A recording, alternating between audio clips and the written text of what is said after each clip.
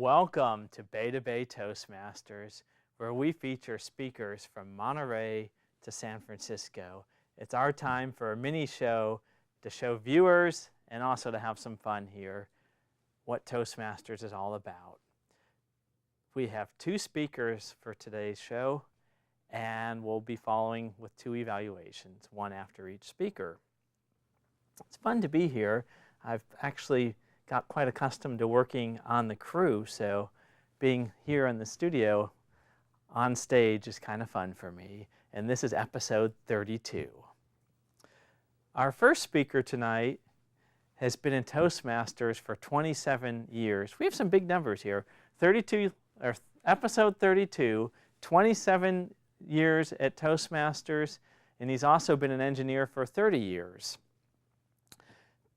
Besides being an engineer and a Toastmaster, or through the course of those, some different mishaps happen in life. And tonight he'll be giving us a speech from the entertaining manual where we'll get a chance to hear some of those mishaps. Please help me welcome our first speaker of the show, John Venric. The title of his speech is 10 Little Engineers.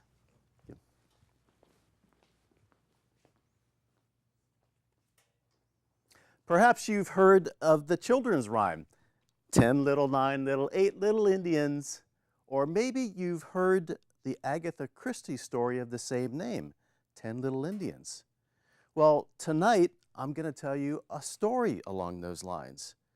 Now, this story may seem like a fairy tale, but it's all true. It's a story of my first job. So, like all good fairy tales, let's start it off with Once Upon a Time. Once upon a time, a company in Silicon Valley sent their recruiters far and wide throughout the land to search out the fairest prospects and bring them back to the Valley of Heart's Delight. I know, I was one of those 10 prospects. I was one of 10 little engineers recruited to work at one of the Silicon Valley companies. Now, this company is still here. In fact, it's just one exit up the freeway. They still remember me there, and not fondly either. Well, I came back, one of 10 little engineers. I found out later that the company had done its first recruiting in many, many years because it had been a boom time, and they didn't quite know what to do with us. Well, they'd gone all over to search out the fairest prospects. I was from back east in Boston. One was from Cal Berkeley, one was from UCLA. One was from Oregon, one was from Washington. One was from Austin, one was from Purdue. One was even from Montana. But they said later, whoops, that was a mistake. We're never going back there again for another prospect. Well, the 10 prospects were all here. At least we were living and breathing. And they put us all in one big room right off the factory without any windows. 10 desks all in a row, 10 brand new engineers all in a row. And we all sat there and we didn't know quite what to do. You see, usually it worked like this. We'd be sitting there attentive, not knowing what to do, and the division manager, a scary man, would stick his head in and look around and he would search out the first person to make eye contact, usually the person sitting nearest the door. And he'd say, you, here, come with me, get on that immediately. And one of us would disappear for months at a time. I learned an important lesson that first day. Don't sit too near the door or too near the boss. Bad things happen in that case. Well, as time went on, we all were given assignments like that. Now, you might think that this was a little bit hard on our egos, on our sense of self-worth, because we all thought we were a bit special, but it turned out we really weren't that special. So what did we do about this? We banded together very tightly. Partly this was out of necessity. You see, we were all brand new to the area. We had no support network. We had no relatives. We had no one we knew except for us. So we became our own support network. We socialized together. We met outside of work. We formed our own baseball team. We didn't date each other, Besides, there was 9 men and only 1 woman. That wouldn't have worked. And besides, 3 of us were already married, so let's not go there. But we were our own best friends. Now, this was sometimes good and sometimes not good, because I think as we bonded together, we developed a bit of an attitude.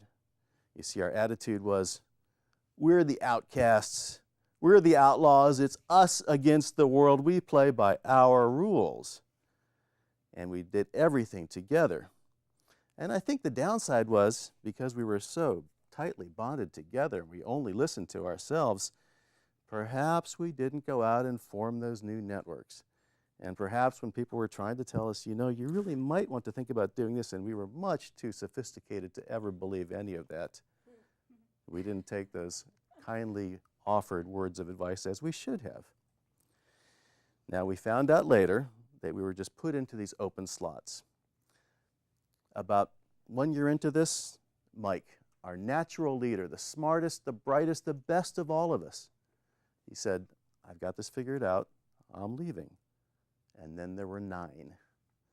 And month by month, as we were put on these other assignments, engineers started to drift away, 1 at a time, 2 at a time.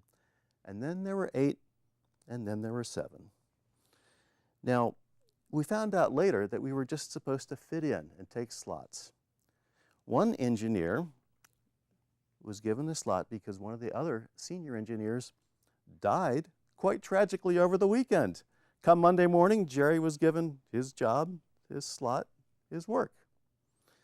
Another engineer was given the slot because one engineer retired. He was given the job, the slot, the work.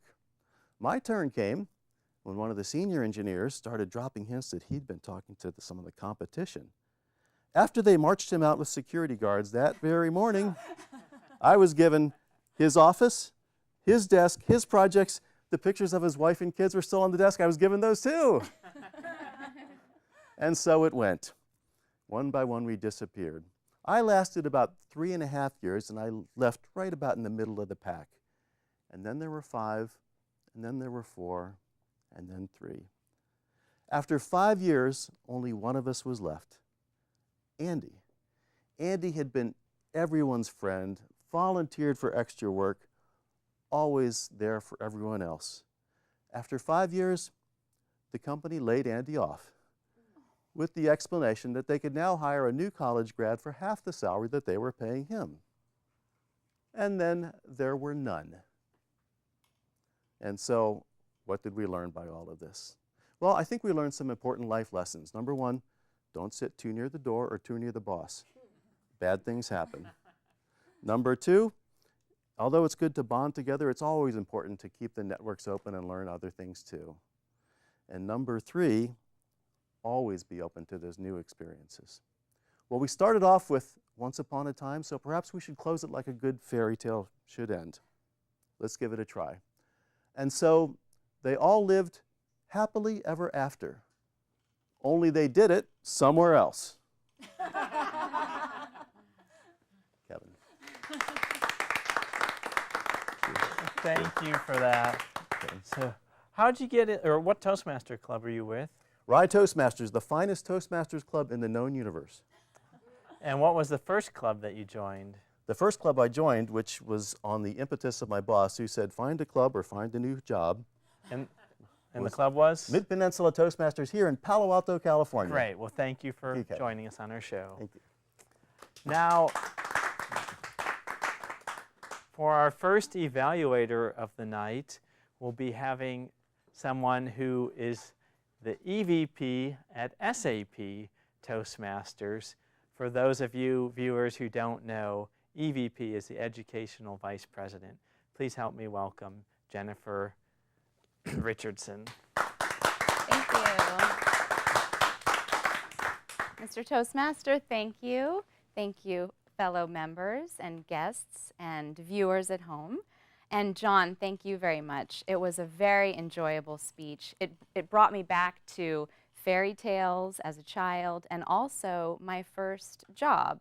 I remembered being nervous and not knowing exactly what I was supposed to do and trying to pick up on signals I was getting. So it was fun to hear your speech and be taken back to that first job. I think your choice of words were very descriptive, so there were a lot of things that I really enjoyed about the speech. As far as some suggestions for next time, I think the key for next time would be around timing. The objective of the speech is to to entertain the audience through humor and drama for maximum impact, and to really give more impact to the drama and the humor, it would be around timing, because you had some great phrases, and if you had just paused a little bit more before delivering the line, I think that would have really brought the line home. For example, you had a line about your boss saying, "I'm leaving." Well, that's a very significant line to be delivered, but it went very quickly. So I thought, okay, here's a moment that could have high drama in it. And you also had some different jokes and humor in there about with the engineers and not wanting to date each other, and that's a very clever line. But also, I think the audience might have missed that. The audience did enjoy a lot of parts of your speech and a lot of the humor, but you had some very funny lines that I think if you had just paused a bit more, the audience would have enjoyed it even more, savored that humor a bit more.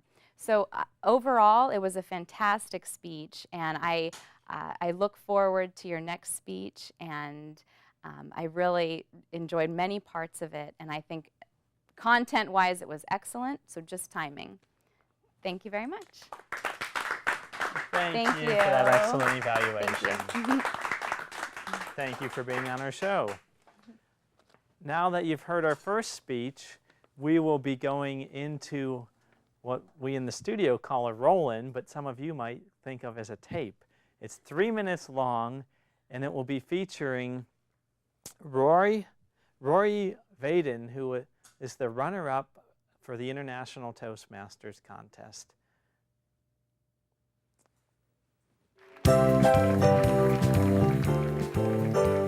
It's sort of deja vu for me to be back here, because a couple years ago, this was like the very first district conference that I ever spoke at after going to the World Championship of Public Speaking, and life has been crazy in an awesome way ever since then. In 2007, out of 25,000 contestants from over 20 countries, I was the 2007 Toastmasters International World Champion of Public Speaking, first runner-up. The youngest person in the history of Toastmasters to make it to the World Championship twice. I went back-to-back, once when I was 23 in 2006 and once when I was 24 in 2007.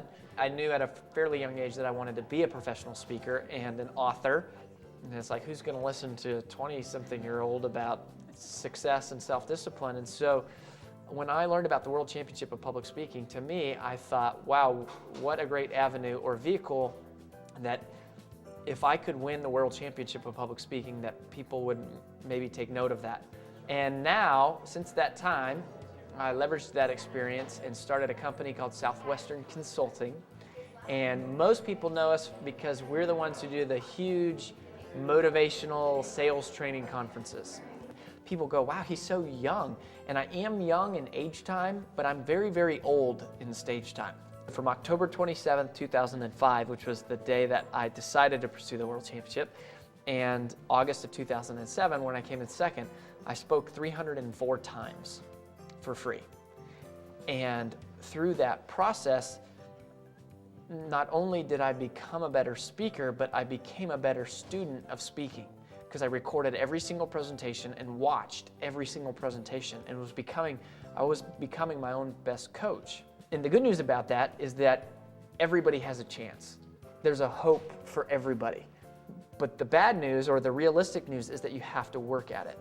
You have a choice between every day taking the stairs and taking the escalator, and most people choose the escalator. We choose the convenient way, the easy way. We look for the shortcut. All successful people take the stairs. They do the things that they know they should do even when they don't feel like doing it. They do the things that other people aren't willing to do. And so that's where Take the Stairs came from. And so I said, I'm going to take the stairs more often. I'm going to make a commitment to take the stairs as a physical reminder that I am a person that's willing to do things that other people aren't willing to do. the thing that we have screwed up in our escalator society and that media tells us is that there's a shortcut, there's a magic pill, there's a secret formula, and that's just not the truth. The truth is that we have to do the things that we don't want to do. We have to pay a price. We have to work hard, we have to be disciplined, we have to take the stairs. Welcome back. I think it'd be fun to take the stairs sometime and climb to the top of the tower in Dubai. Now for our second speaker. Our second speaker actually is no stranger to TV. He used to be a TV, a radio, and a newspaper reporter. But what if life would have gone different? What if in his college days things would have gone different and it was a different path, the parallel universe? Maybe I'd be here as a reporter asking him how it feels to win a Golden Globe Award.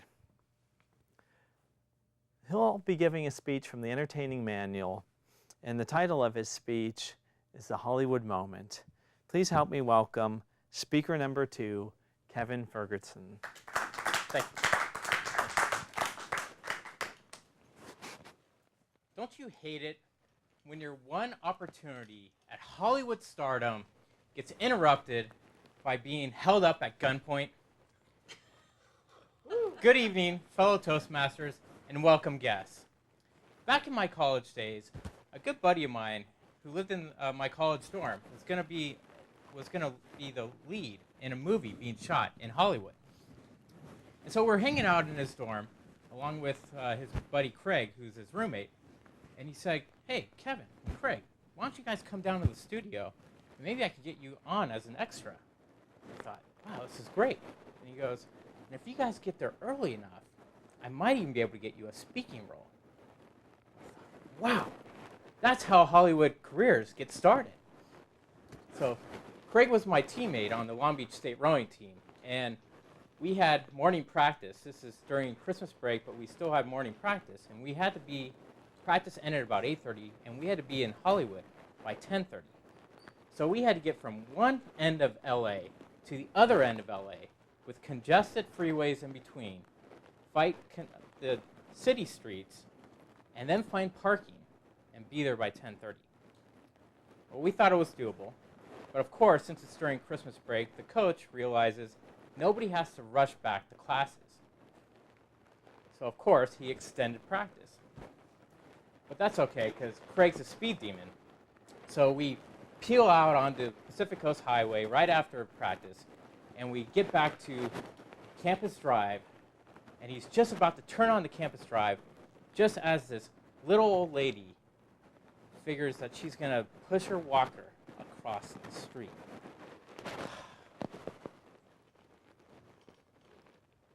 And Craig's just about to go, just as these skateboarders get by. So we're just like, oh, jeez. So finally we get down there, and he parks right next to his building, and we agree to be back in 15 minutes after showering. So I have to race back over to my building, get up the stairs, and I realize, oh, I don't have my keys. They're in Craig's car. So I race over to his building, and I'm banging on his door. "Craig, I need your keys." No answer. "Craig, come on, man." And just then, I feel this wet hand tap me on the shoulder. And Craig is standing there with his hair soaked, towel around his waist, and he's laughing at the irony. He says, "Kevin, I just locked myself out of my room when I went to take a shower." Oh, jeez. So the next thing I know, we're outside of his dorm, and he's wrapping the towel tight around his waist, climbing the trellis to get into a second-story building, dives into his window, into his bedroom window, throws down the keys, and I'm aggressively opening the door to his car to go searching for my keys as I hear, "Freeze! Get on your hands and knees!" We got a 10:02 in progress here at the Long Beach State dorms. One Caucasian male and a naked dude. "Freeze, stay down!" And she rips the handcuffs onto me as I'm trying to plead with her and convince her that this is my friend's car. And it takes 10 minutes for her to finally succumb to my charm and realize that I'm not a Grand Theft Auto kind of guy. So she takes the handcuffs off me and says, "Why was your friend in a towel?" I said, "Well, it's all part of the plan to elude the cops." So we speed up to Hollywood, burst through the doors of the studio just as the last speaking role was being handed out to some unknown guy named Jude Law. No. Mr. Toastmaster. Wow, that's quite an entertaining story. So what club are you with Toastmasters? With LEB, Lee Emerson Bassett, that meets at Stanford University. And what studio did you work in, or what TV show have you worked on before? So I was a TV reporter with the NBC affiliate in Palm Springs and also the ABC affiliate in Bakersfield. All right, and did you learn some insights of how it works in the studio, or? Yeah. Let's hear what was the most exciting story you've ever reported on? The most exciting story. I'll tell you the most interesting thing that everybody, they know everything leads in TV. The one thing that they all hoped would happen in Palm Springs is, this is back in the late 90s, that there would be a car accident with Frank Sinatra and Bob Hope, the two famous residents of that town. Which of course never did occur. Never did occur. So you disappointed? I wasn't looking forward to it, but certain people were. Well, we're glad you could come join us here at Bay to Bay. Thank you. Our second evaluator of our show is an electrifying person from Electric Toasters. Isn't that a cool name for a Toastmaster club? Please help me welcome Mali Dahl. Thank you, Mr. Toastmaster, fellow Toastmasters, and Kevin. Well, it's almost too bad that you didn't make it into Hollywood, because I would have been a fan of yours if your delivery had been as good as the speech.